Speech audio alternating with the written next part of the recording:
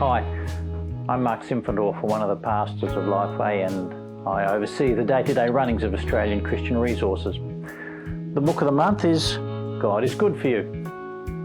It's by Greg Sheridan. He's an Australian journalist based in Melbourne. And he reminds us that Christianity is now a minority group. There's hardly ever any positive spin on Christianity in the media. In fact, we're the most systematically persecuted religious minority in the world. The Pew Research Centre, yes, there is such a place, reports that Christians are the most harassed minority in the world, persecuted or pressured by the government or the society in more than 100 countries. And Greg goes on to try and work out why that is. He believes that part of that problem is the amount of unknown knowledge society has about Christianity. We have access to stacks of information via our smartphones, our home devices, but, and I quote, and I will quote often because I'm lazy and he writes better than me, we have a generation who knows almost nothing of the content of Christianity, either what it actually believes or its history. Therefore, they know almost nothing of the history and the content of their own civilization. Even Richard Dawkins, the best-selling atheist author, admits he hasn't studied the 2,000 years of theology we have access to. We are told that it's wrong to reject Christianity out of hand without having any idea of what it actually is saying. Yet that's what the Western world is in the process of doing. He gives us a few examples of what the church actually does in our society, like care. The second largest provider of social services after the government is the Catholic Church, followed closely by the Anglican Church, and many other churches provide care. He talks about human rights and ethics, and I quote again, "Our ethical instincts, liberalism, human rights, even secular and democratic government came about through hundreds of years of predominantly Christian thinking, refinement and social practice.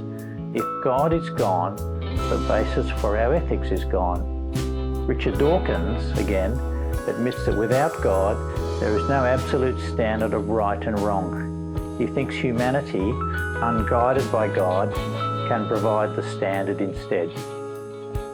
Greg shares a story of religion having social benefits far beyond organised giving.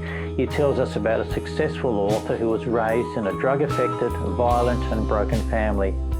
This man was saved from following that same path by his fiercely religious, Bible-wielding, foul-mouthed, golden-hearted grandmother, who had 3 rules when you went and stayed with her, which he did often: get good grades, get a job, get off your butt and help me. He reports on research about the positive relationship between religious belief and practice. And this report says that the quality which produces happiness across all other variables is religious belief and practice combined. Belief on its own is not that helpful. Belief and practice together make an astonishing difference, and this is across surveys conducted over 20-year periods. If you have religious belief and attend religious services more than once a week, you have the highest chance of reporting that you are very happy. As a journalist, his research is thorough. Listen to one of his chapter headings. What did we ever get from Christianity apart from the idea of the individual, human rights, feminism, liberalism, modernity, social justice and secular politics? And that's a great chapter to read, if nothing else. And did you know that the Labor Party in Australia was started by the church, and politicians such as Tony Abbott, Penny Wong, Kevin Rudd and Malcolm Turnbull have an active faith and do hospital visits? Greg Sheridan's a realist. He says that anyone who wants to seek and condemn Christianity because of the sins of Christians will have plenty of material to work with. We know that. Yet Christianity has been overwhelmingly a force for good in history. He comments on a paradox he sees. Many Christian schools have waiting lists, yet many Christian churches are almost empty.